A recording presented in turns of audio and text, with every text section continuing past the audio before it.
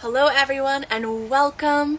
I am so excited for this conversation today. We're talking about truth with a friend of mine, Renzo Ruiz Haas. He is in the makings of writing a book called I'm gonna look at it. The Spiral of Truth: 5 Steps to Align with Your Truth. That's a tentative title. Um, let's see here. I'm excited to have this conversation with him just about what is truth. Some places think that truth is totally subjective. Some think, hi, Renzo. Hello. How are you doing? I'm great. How are you? Good. I can see we both have like lush greenery behind us. That's awesome. Oh yeah. Awesome. I'm in the Um, chalet up north in Quebec. You're up north in Quebec. I'm on Vancouver Island right now. So, yeah. Enjoying nature. Yeah, exactly. Went for a dip in the ocean. It's awesome. Anyway, I'm so happy for this conversation. We met Me too. through the Pulse and Collective Evolution, the Connect app, and we've been in group conversations together. And I just think you have so many cool insights. And I'm curious, what drew you or inspired you to want to write a book about truth? Good question. So, I always had a curious nature, ever since I was a kid. Ever since I can remember, my first word was why. It was never mom, dad. It was always like why. I always seek to try to like understand, the world around me and myself. And one thing led to the other, and I had a couple of experiences with ayahuasca and mushroom psychedelics, which kind of opened a part of my mind that kind of was dormant before, to put it in that perspective. Um, well, then after that, I went on with my life, and 2020 came by, and we all know the story. Facts started becoming like something that weren't even real at one point. It was like so many different, one fact could be described in so many different ways that it leads to a bunch of different stories. So I was always asking myself the questions, how do humans reason? How do they come up with all these answers from this one video where I see one thing and you may see another one and another person may see from the same, from the same event. So I was like curious about that and started, reading a lot about truth in a philosophical way, but also being interested about like all the biases that we have, unconscious biases, and yeah, all the whole human reasoning and laws. I'm fascinated by that. So And I I'm curious, started. yeah, for background, and it doesn't matter what people do like as a career. It's just interesting to know like what kind of what have you done throughout your life, and is this in alignment with that? Absolutely not. I was in the military for almost 10 years. I joined the infantry, I was young, you looking for adventure and full of testosterone, just looking to do things, and explore. Because I also have like a very grounded perspective on things. Um, I love the spiritual aspect of it, and I'm exploring my spiritual nature, but I also like bringing things to a more like grounded perspective. Like, whenever people start talking about, like the ninth dimension and this and that, I'm like, yeah, cool and all, but how do we, bring practicality to things in our everyday world, and how do we apply all these concepts to our physical world? Because we're also like having a physical experience, and it's important to, experience whatever there is to experience here, all these emotions, all these like beautiful places, nature, and all the beautiful things that come with a physical experience. So, I mean, that's what I did. I was in the military, I was in infantry, and then I switched as an imagery technician, so videographer, photographer for the Canadian Armed Forces, until I realized at one point that it wasn't in alignment with my values anymore, right? The whole organization and what it stood for really is it wasn't who the person I have become. So, and then 2020 just accelerated things because they're starting to pushing like people to get vaccinated and what if things that we can't even talk because we'll get censored. I know. It's like And they've jabbed or the virus or C. It's wild. exactly. So we call it the V, huh? Yeah, call it for That the thing. And I didn't buy into none of that agenda. I didn't want like you know get that thing in my body, so I had to leave either way. You actually have a I really mean, interesting story. So you just you left, but you just went. You didn't. Can you share a little bit of that? yeah, well, it wasn't as simple as like I know the way I'm saying it, it sounds very simple, but the the whole process of leaving the military was like dealing with the bureaucracy of the organization was terrible. But it took me actually like a couple of years, like 2 years of, constant paperwork and memos to finally get my release Yeah, yeah. and my freedom back.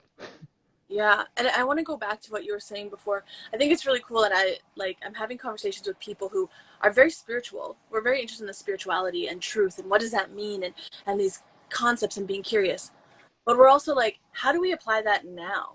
Like sometimes I think this is what you might have been getting at too. Sometimes I think Yeah, there's a spiritual bypassing that goes into spirituality where people don't even want to be on this planet and you're like, but you're here. exactly. And if you're here, I mean, there's something you have to do here, right? Or There's a like, reason, there's a purpose. exactly, there's a reason, or else you wouldn't be. Yeah. So yeah, no, that's that's so accurate, and that's why like I get lost in sometimes in this whole like spiritual community thing. Uh, and I always try to keep myself in check, uh, even with my thoughts, and try to like normalize, in conversations, the word I don't know, or simply like I never thought of it that way, let me think about what you just say. Let me take a second and analyze your perspective and see if there are any blind spots that I'm missing in my own reflections. So, yeah. And I think there's something really beautiful and not in a like a extreme self-doubt way, but there's something beautiful in just acknowledging that we both have blind spots and will always have blind spots throughout our life Yeah, and that the exploration of what that is part of the process of learning and growing and living. exactly. Couldn't have said it any better. Yeah. Amazing. Like that's exactly it. We need to realize that all we ever have are beliefs. What's a belief? It's just like a strong conviction that something is accurate, but that's not the truth. Like because I like to make the difference between the truth and our truth, which is our truth is our perspective of the truth. And whenever I talk about truth, I like to give the example of the diamond, where there are like a gazillion different faces.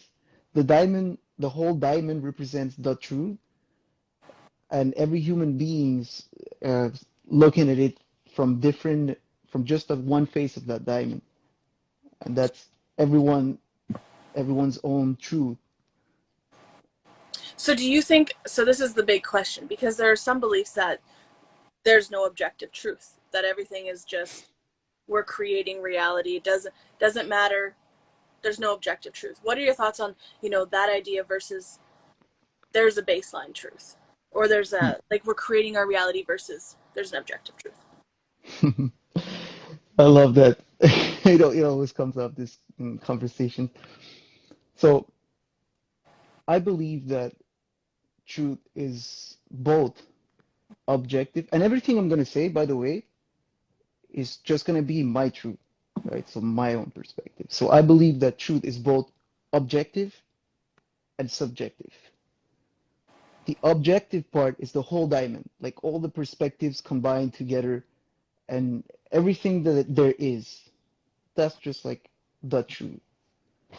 And it's such a like it's a concept that our human minds can't even grasp or comprehend, in my mind.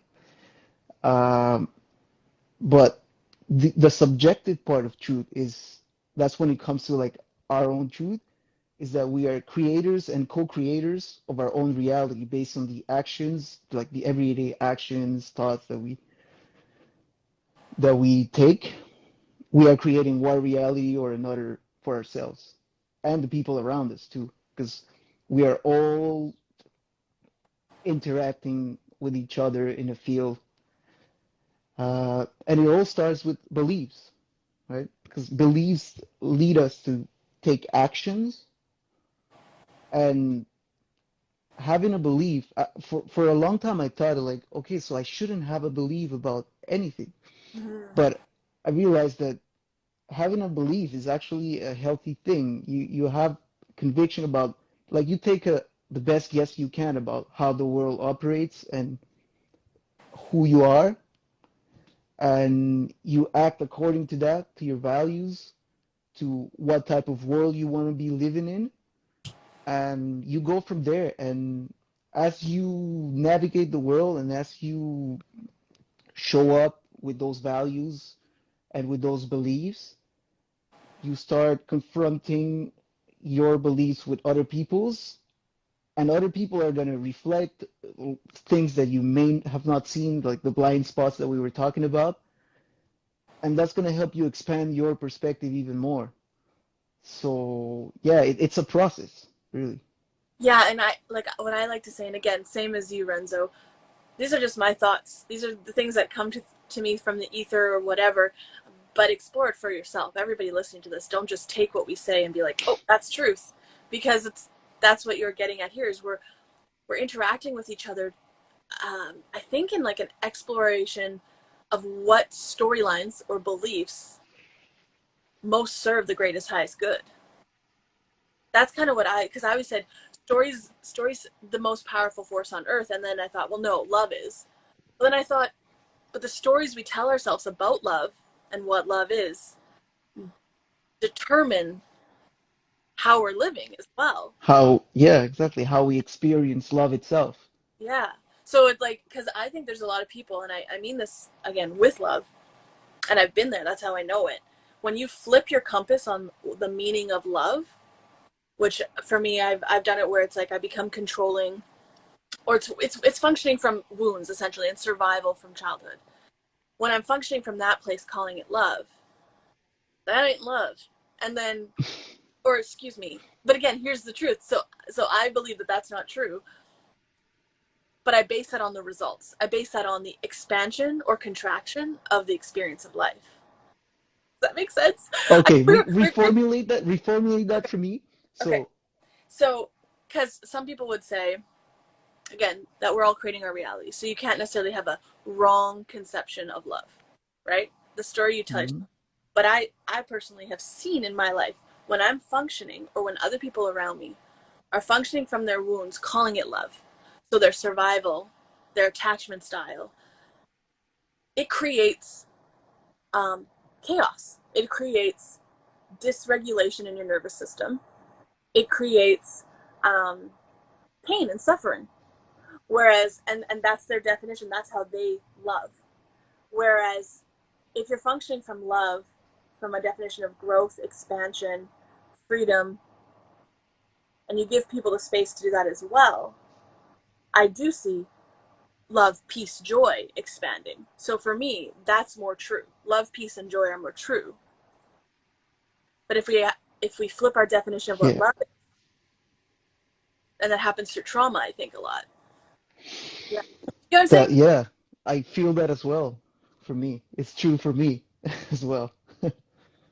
That whenever we operate from trauma, uh, we're not. I feel that,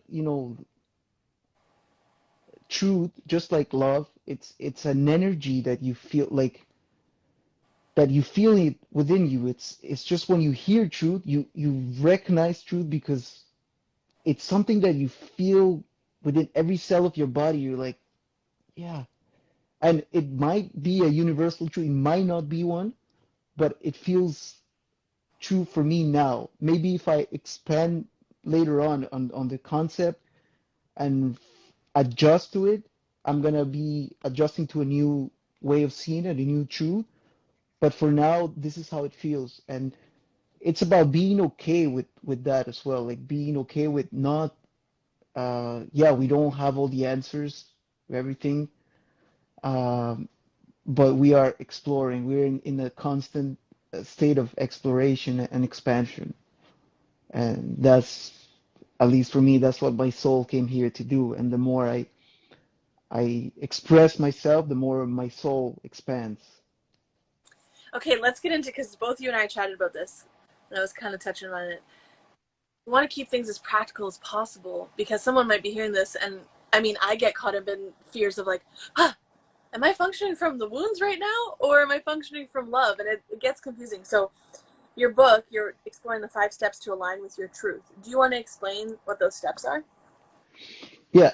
So the first step is to discover your truth. And we were talking about trauma and everything. I talk about that in my book. Like it's getting becoming aware of our human conditioning. What I call our human conditioning is everything that we thought was us, that it's not really us. You know, everything that was passed on from our parents, society, school, you name it, right? We grew up believing so many things, that how we thought the world functioned, of who we thought we were, and it's about becoming aware of that, and you know, healing whatever there is to heal. And it's a process, right? It doesn't happen overnight, because first you need to become aware of it, and just becoming aware of it, it's a whole like world in itself. You never And arrive. once you become Yeah, what's that? you never arrive. You're going to continually throughout your life have more consciousness, become more aware. Yeah. Yeah. So, and as we discover that, we start asking ourselves the questions like, beyond all that conditioning and all that stuff, who am I really? Like without all of that, who am I? And it sounds like a very simple question, but that in itself is a whole new process, right? Of questioning yourselves, of like who we are. Yeah. Yeah. And so that's the part, that's the number one step. It's discovering your truth. The more you get to know yourself, there's a quote, I think it was from Tony Robbins, that I like. It's the quality of your life is a related. Now I'm bastardizing the phrases. I'm just like trying to find the right way to say this. It's like the quality of your life is a relation, is in direct relation to the quality of the questions that you ask yourself. Something like that. Yeah, I've heard that too. Yeah, and it's so true. Yeah. So the more we start asking ourselves, uh, you know, questions, and I go through that. That's a whole section in my book of what type of questions are, you know, help us find more of our truth, and what type of questions are really like limiting us. Because I don't believe in the saying that, you know, there's no such thing as a dumb question. I mean, there are questions that really don't help you move forward, so Yeah. to speak. Yeah. Yeah. So what's So I go through that in that part of my book. yeah, so what's step 2? So you first you're Step two is and once you discover your truth with more clarity, once you gain clarity on that, is to express your truth. So it could be through the means of speaking your truth literally, like we're doing now. It could be through the means of an artistic expression, like singing, dancing, painting, um, and just expressing the the areas of yourself that you came here to express. And The step after that is once you express your truth, you want to start embodying your truth because there's a difference between understanding, like understanding what you need to do, because we all know what we need to do in order to become that next version of ourselves. The thing is like between understanding but and embodying, there's a difference, right? And the example I like to give is like the can you hear me? Yeah, yeah. Okay, perfect. The example I like to give for that is the smoker who's aware that smoking is bad for his health, but yet keeps like he understands that smoking is bad, but he hasn't embodied the aspects of himself or the qualities or the how could you say that the qualities that he needs to embody in order to stop smoking. That's Yeah. just like one silly example, but But it kind of get the idea. yeah, it totally hammers the idea home. I always say, like, if I asked anybody, write down the 20 things you need to do in your life in order for you to live a more full, express, beautiful life, most people know what they need to do. But Exactly. but it's the actual doing of it, and as you're saying, it's an embodiment. It's not a mindset thing. People know what they need to do in their mind. So it's something else. Yeah. Yeah. So yeah, once you embody your truth, uh, you want to stand in your truth. And what do I mean by that? As you start, you know, expressing yourself, there's gonna be outer, voices trying to shake you from your truth, from expressing yourself. And it's about like keeping a flexible mind and being willing to, you know, have a healthy ego and stepping outside of our ego to take criticism because criticism is it's not a bad thing, right? I mean, if it's done as constructive criticism, it's not a bad thing. All the opposite. That's what helps us grow. Yeah. So it's about like filtering that information, filtering the haters from those who really want to help you, move forward with your thinking, with your whatever expression that you're doing.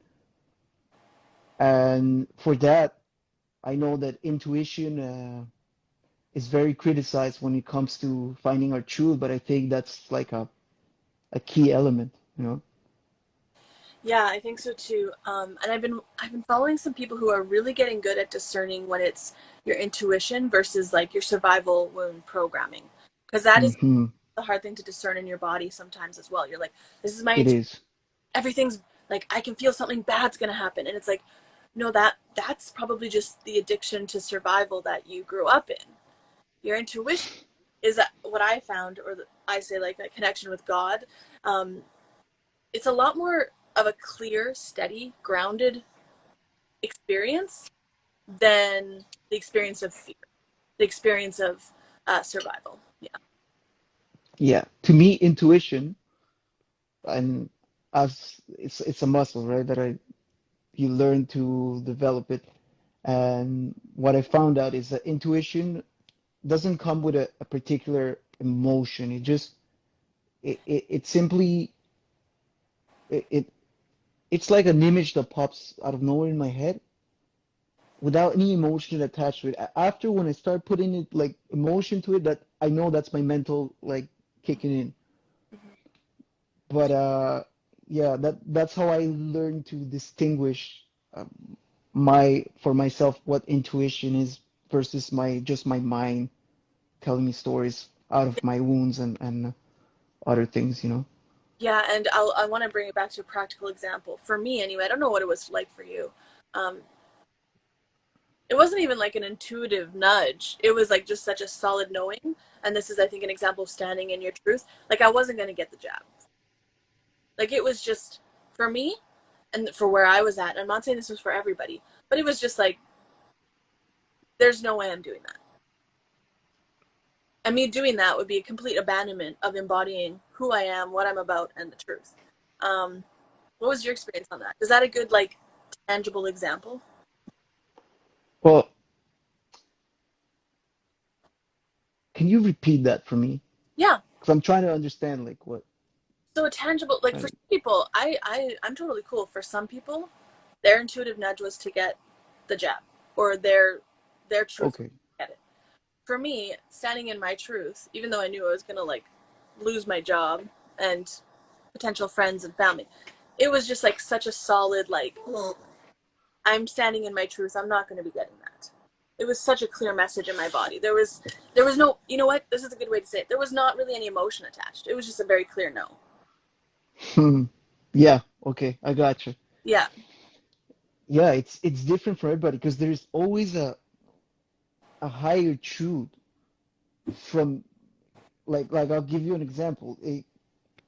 You're a white female, and let's give you another, let's say journalist. Okay, that can be one truth, but a higher truth than that is that you are a female, and a higher truth than that is that you are, a soul or energy. And what's higher than that? I don't know. There might be something else other than energy that we're not even aware of. Who knows? But what I mean is that we look at things from this perspective, and we forget that there's a higher truth that we may not even be aware of. And everything, all this jab thing happened for a reason. Even the people who chose to take it, like they helped us work on our wounds, on our traumas, and us by choosing not to, we help them work on their fears, and so it's, I think in the end it was a mutual, not mutual, but yes, how can I say this? It was just meant to be that way in order for us to, you know, come to new realizations and work on ourselves I and totally expand our agree. consciousness even more. Yeah, I think that you're hitting on something that's really important to touch on is when we see things as essentially a mutual uh, environment for growth. I don't want to say triggering because it's like, but that's kind of what it is. It's like mutual triggering in certain ways. And Yeah, for anybody who, on whatever quote unquote either side, was majorly like getting riled up about the other side, as I think what you're getting at is there's a higher truth to what's taking place. And it's not so like no one should get the jab or everyone should get the jab. yeah. And I talk about that in on Standing Your Truth, that section.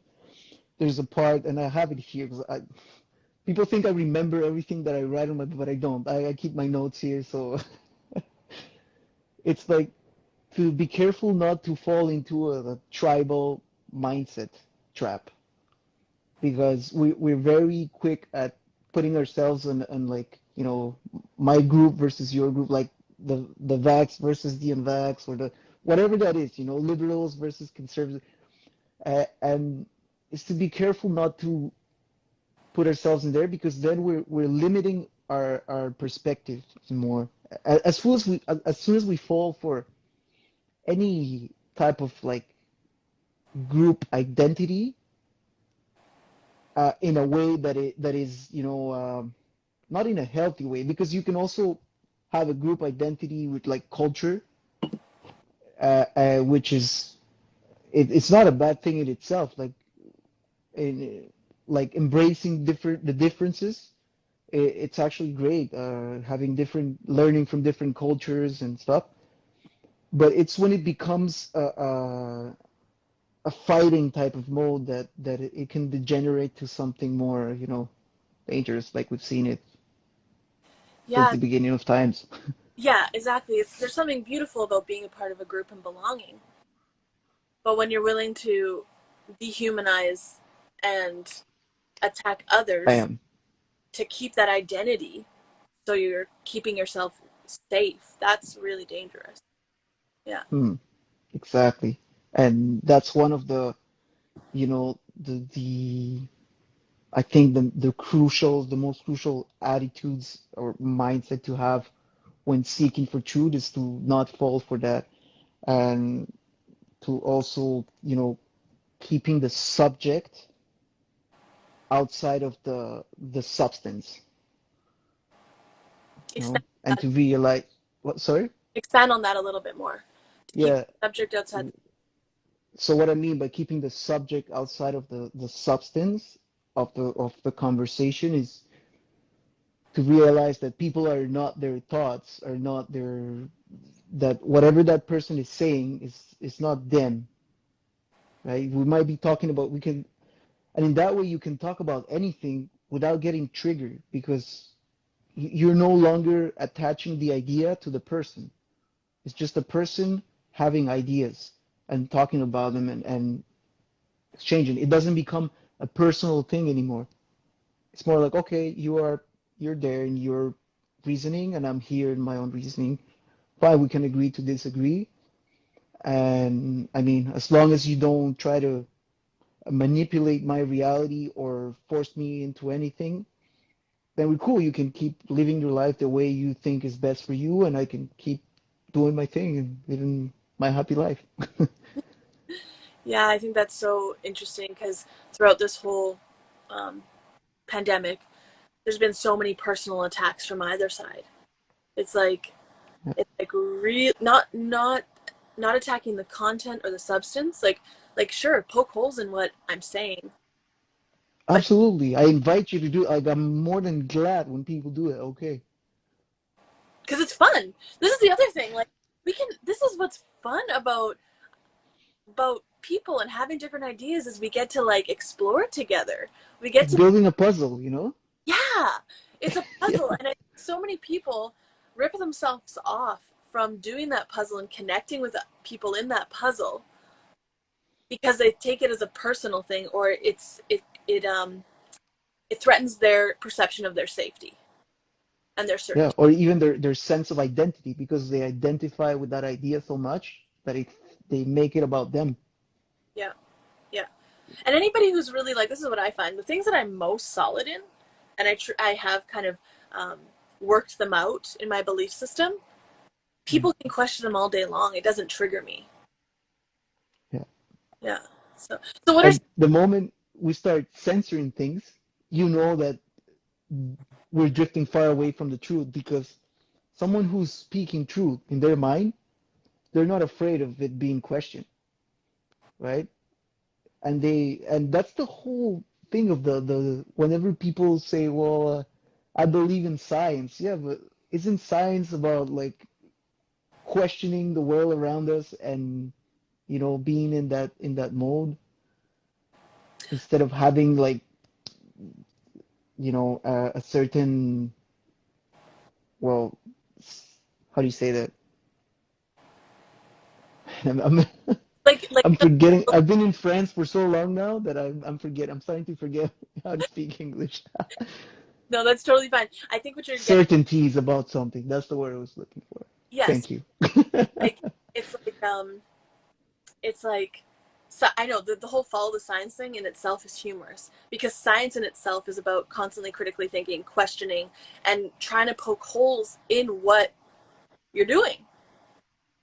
Like it's that has been the most astonishing propagandic slogan I would say almost in history. Follow the science. The science, yeah, Yeah, the science actually follows the results. You have to see results exactly. in order to have scientific Because then we're falling again into another dogmatic thinking, yeah. another type of tribalism. Like, oh, I'm with science. I'm with that group of science. And then there's And yeah, self-righteousness that comes with that because like I'm not silly like those spiritual people. I believe in yeah, yeah, exactly. um okay, what are let's I have a few more questions. What is the biggest lie you once believed? I love asking people this. What is the The biggest biggest, the biggest lie I want to believe. you once believed? Oh, the biggest lie I once believed. It was that the government actually cared about me at one point. So many people you're the third person that. Yeah, am I the third person? Okay. Well, here's another one, okay? I don't want to give you the same as I'm gonna try to give it a different one. Let me think about it. I think One line. it's interesting to see that through line is that people, because you worked for the government for a decade. Yeah. Yeah. Yeah, so to give you another one is the biggest lie that I used to believe. Okay, just give me a second to think about that. Okay. Do it. It was that there was nothing else beyond this physical experience. And I was never really a hardcore atheist, but I was more of the agnostic type. I was like, yeah, maybe, but whatever. I never really put more thought into it. But through my own experiences, and I know our senses can sometimes deceive us, and yeah, sure, I'm aware of that. But just like our senses can deceive us, also scientific studies can also do that, and just everything else can also deceive. So I choose to, yeah, trust my senses without, saying that this is the absolute truth, but I have a strong belief that we are way more than just this physical body now. And that changed What my truth. and and was there like a specific event or something that happened that shifted this for you? It was my psychedelics experiences, the like ayahuasca and mushrooms. That's yeah. The first one with ayahuasca Yeah. made me realize that, you know, the earth on it, the earth itself was its own conscious being. Like the earth had its own intelligence, its own, and it's communicating, just not with words, not the language that we know, but in terms of energies, it's always communicating with us. And the mushroom experience was more like an extraterrestrial type of contact that I had, That's which I amazing. can go on for hours. It's And so there's so much to know, and I think that is what scares people because it's when you have that safety of what's true to you to expand and let go and be easy with that. That can feel really unsettling. But I think oh that's yeah, actually where we meet ourselves. I think that's where we meet ourselves is when we start to expand and let go of who, like what you were saying earlier, all these programs and ideas of who we are. But on the absolutely. flip side, I will say that I think sometimes people pendulum swing too much. Where I often ask myself now and ask other people, like, who do you want to be? Who do you want to be? Like, what do you want to bring to this world? Because there is, I think when you get, I think we get to choose. I think there's a choice that goes into it too. Yeah, and it's something that can happen with truth seeking. We seek so much to find the truth outside ourselves, like, oh, what's real, what's not, that we forget to create our own experience of, yeah, and it is a Or path to which you like can get lost, like, profoundly, because there's so much. Like, I mean, philosophers spend their whole lives trying to explain what the notion of truth was. So I'm not gonna pretend that I'm gonna be able to do it here on Instagram Live. So if you guys thought that yeah, this was here an about hour. like me telling you what the truth was, then you're in the wrong place. But we can definitely, find some insights and reflections and concepts to how to navigate our truth in a way that is much more purposeful. I Yeah. totally agree. And why do you think, there's that saying, people are like, oh, I wish I was, ignorance is bliss. What are your thoughts on this idea, ignorance is bliss? In a way, it is, but it's like I have conflicting ideas about this. It's like one part of me says, yeah, I would rather just like, live in my little happy bubble, like knowing that nothing and just like on the other hand, I also like I have a love for truth that can you hear me? Your internet's kind of being weird. I think it's yours because I just Oh, checked, but really? maybe it's mine. Okay. Can you hear me Sometimes if you now? take it off the line, yeah, yeah, I can hear you just a Okay. little bit. Yeah. I was in the So Matrix. ignorance is, yeah, you're in the. They're trying to stop our conversation. Yeah. So yeah, in a way, yes, but on the other hand, I have so much love for truth that it's one of my like in my top values that it'll be hard for me to just like not try to find more truth.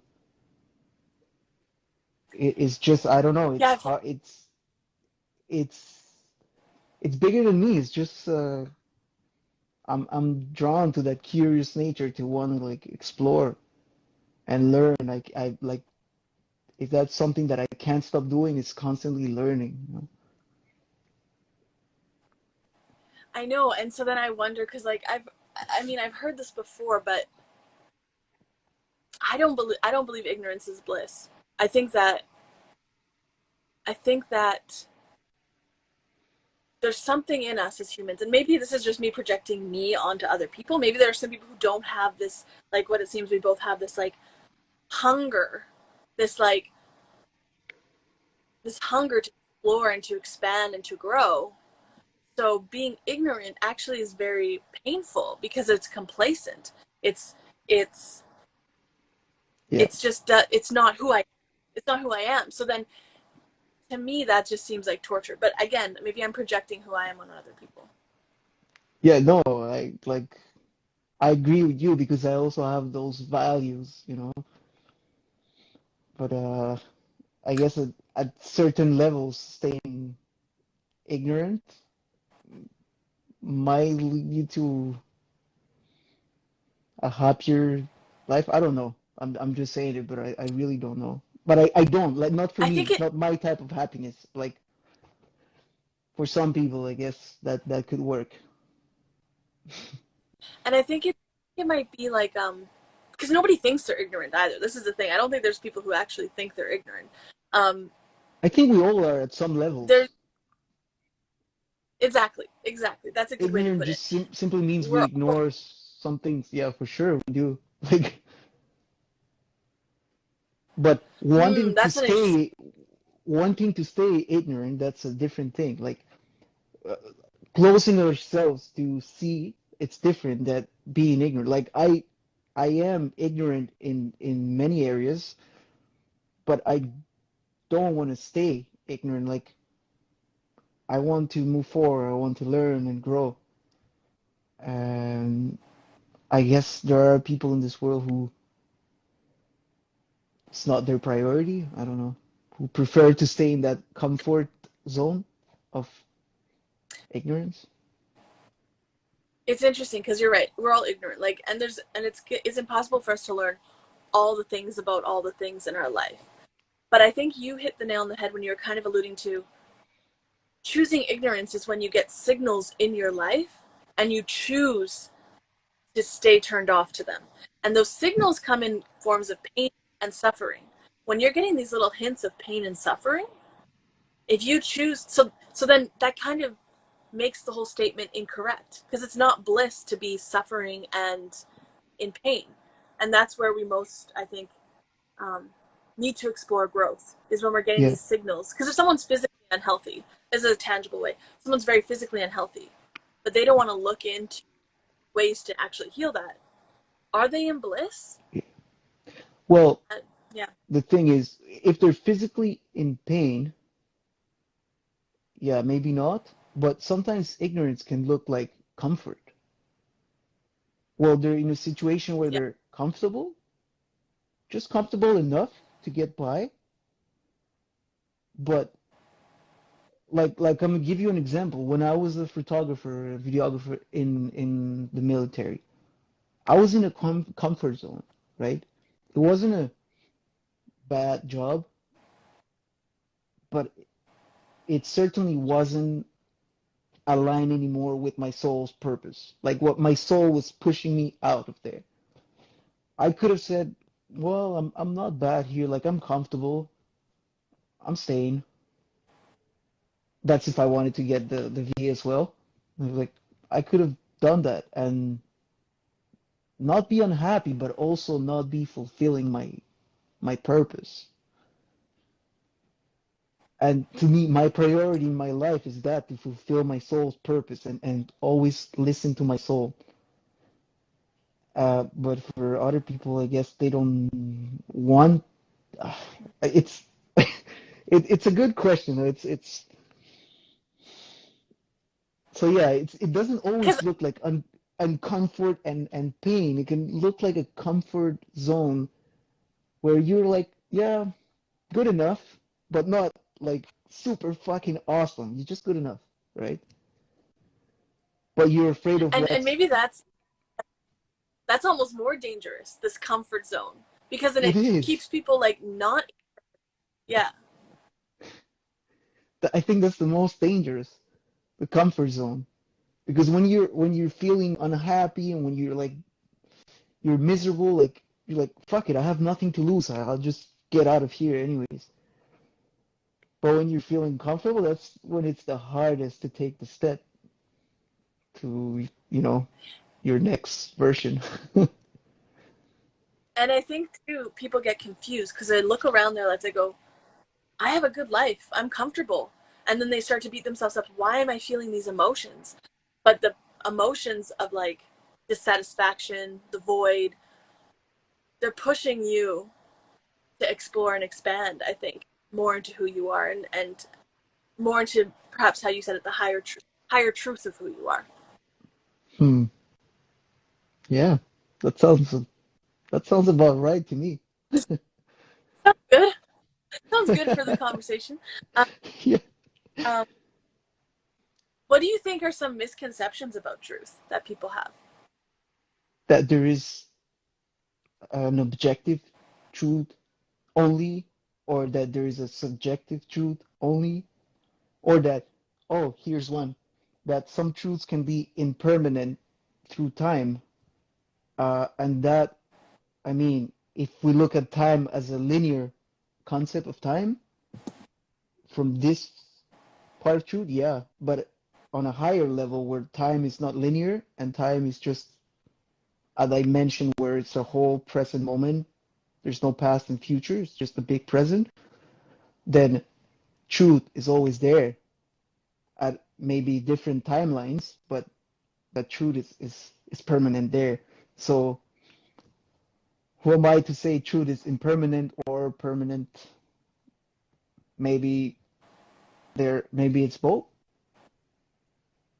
If we look at it from one perspective where the time is linear, it's impermanent. But if we look from the other perspective, it's permanent. So Very fascinating. Um, I don't know. Do you think it's your internet's kind of coming in and out? Do you think it's yours or mine? Can you hear me okay? yeah, I can hear you well. Maybe it's mine, but it's weird because I have like all bars on my thing. Yeah, me too. That's right. Who It's knows? weird. Again, this shadow banning. No, I'm just joking. I don't actually need that. Yeah, maybe It's we've just been something shadow interesting. banned. Who knows?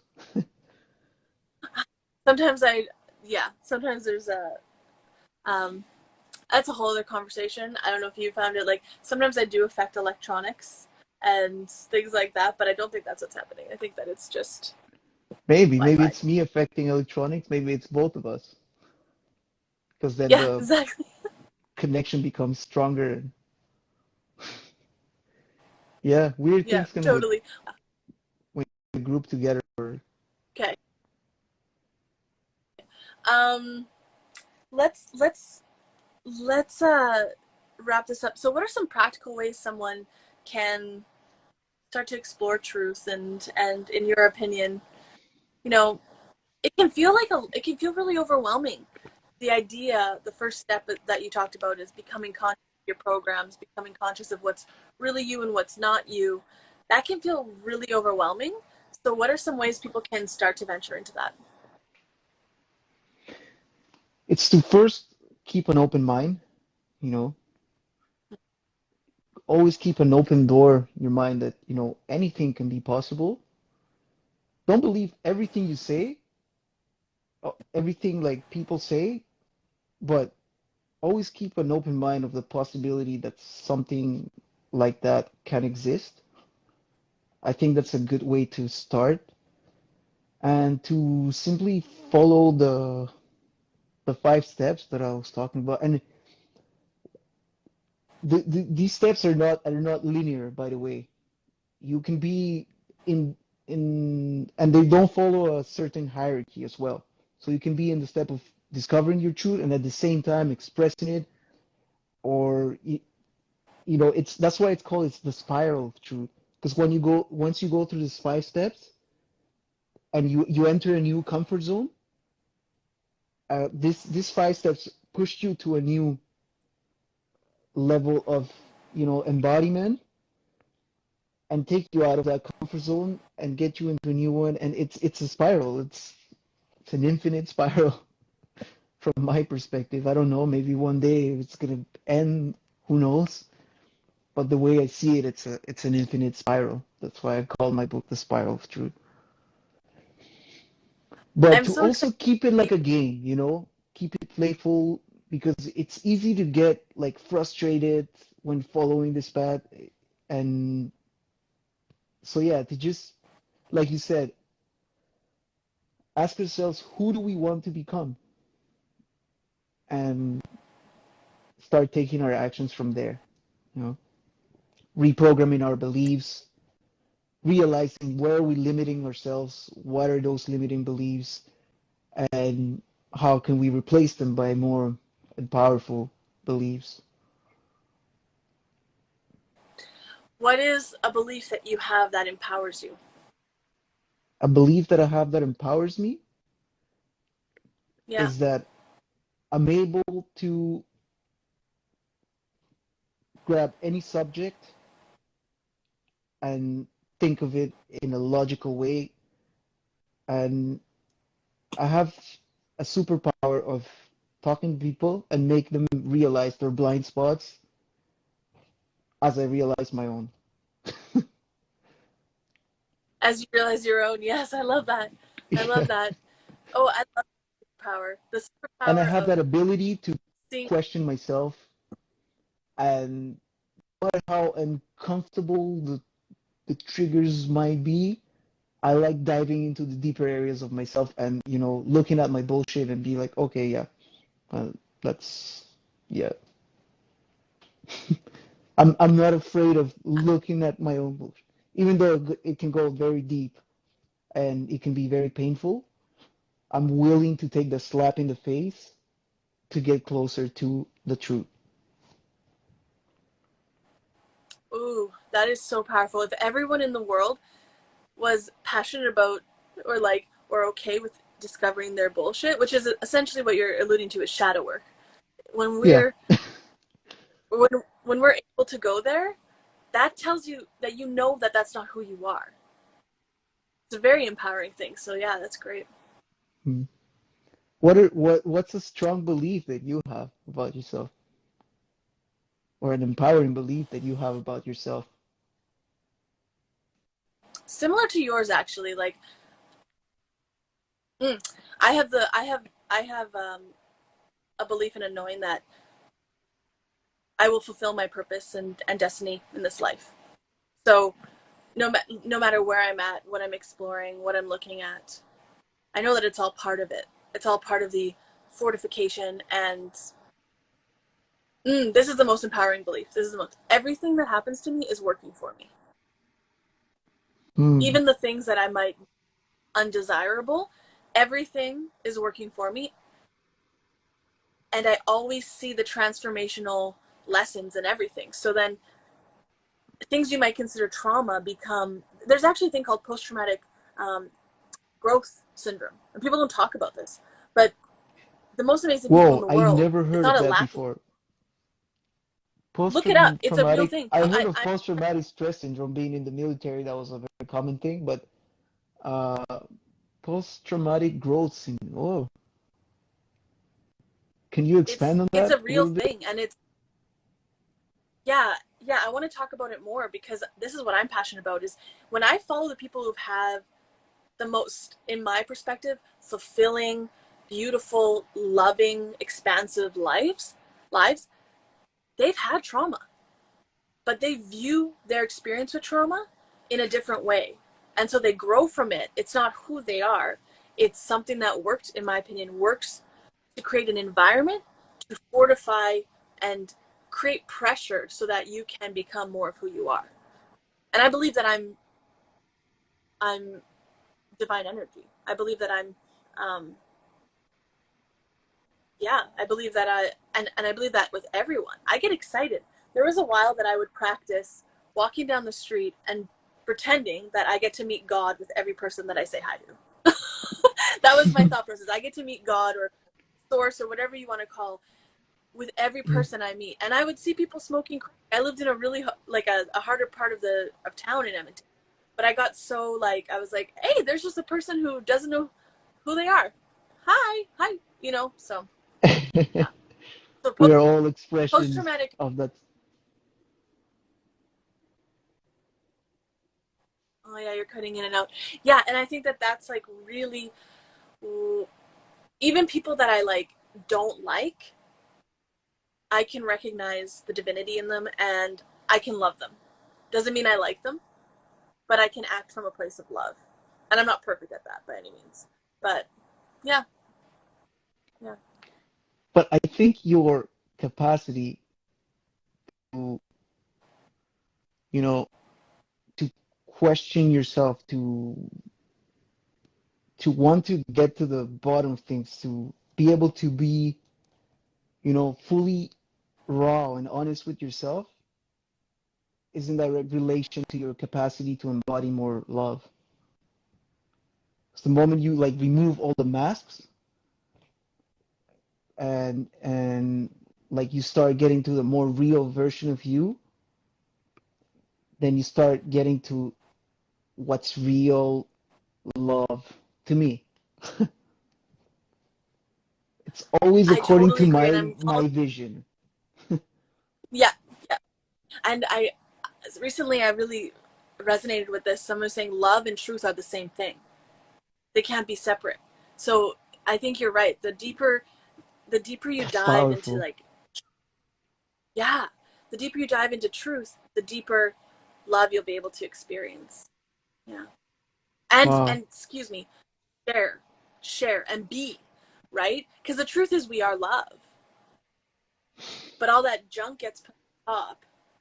And if we're too scared to just kind of like clean up that junk, we don't get to express fully as love, I don't think. Hmm. Yeah, and I feel that's my truth as well. The, that we are love. And anything outside of love is just delusion and a world of illusions. But Ooh, hey, that gave me chills. Yeah. But people, I think they hold on to the illusions because they're afraid. Because there's a space between, I found in my life, there's a space between who you think you are and who you really are, and that space is very uncomfortable to sit in like the emptiness of, okay, I'm waiting to have that embodiment like you talked about. It's in your mind, and then you go through this space, and then it lands, and but it's the scary to take space, that leap. the space between who you think you are and who you really are,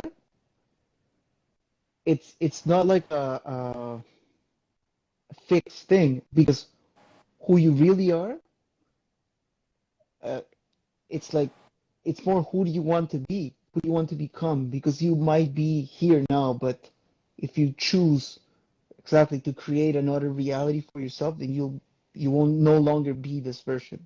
You'll be here or here. I don't know, depending or where you want to take it. 100%. And as you said that, it sparked in me because when we come from trauma or certain family dynamics, there's no evidence yet that we can be the thing we want to be. So if you're just wanting to be right and look at your life for the evidence of who you want to be, you'll never let go of these identities. But you have to take a leap of faith. I think that's where faith comes in and be like, no, I feel this desire on my heart that I want to be someone who serves people, even though that didn't happen in my family. Or like, this is breaking generational patterns. Is like, I don't see evidence in my family of this thing, but I feel a calling to be this thing. Hmm. Yeah, Yeah, that's exactly it. so powerful. But okay, Yeah. internet's being wacky. Friends, we need to continue this conversation again, which we will, I'm sure.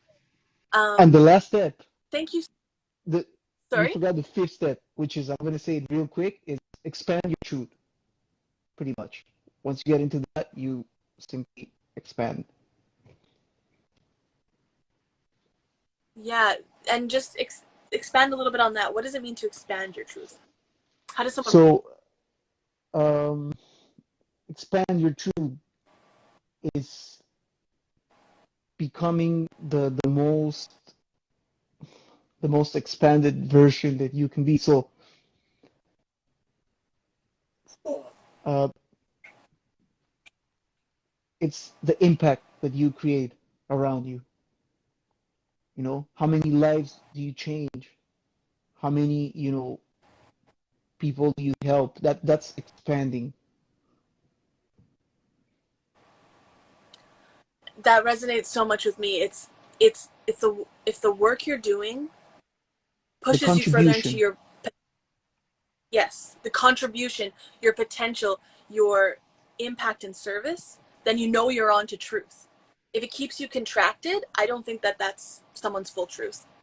Hmm. Yeah, exactly. If it keeps you contracted, yeah, then it's not. You're either not aligned with your truth or you either not ready to fully expand it. Yeah. Yeah, I don't see any Amazing. other Okay, Renzo, options. we'll talk. Yeah. Sorry? Did I get, was I in the matrix again? Yeah, the Matrix has been kind of matrixy today. I'm gonna, oh, someone's saying, hi Renzo, watching while driving home. I hope that other people could hear you. Maybe it's just where I'm at, but this was such a great conversation. Cool. We'll continue this in the future. Renzo, thank you so much. Keep us posted with your book so I can talk about it more. And yeah, we'll talk soon. Absolutely. I will. Thank you, Nicole. Okay, bye, man. Much love. Thanks. See Take ya. care.